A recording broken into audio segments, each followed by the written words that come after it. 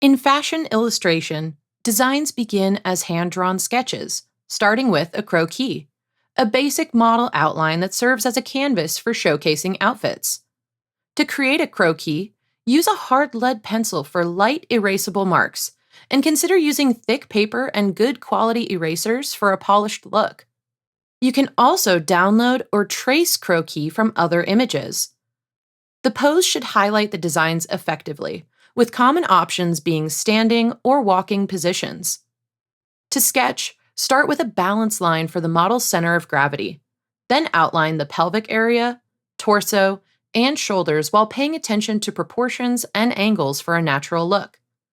Finally, fill in long legs, which are often exaggerated in length, tapering from the thigh to the ankle. This method emphasizes the clothing rather than the figure itself, allowing for a focus on the design.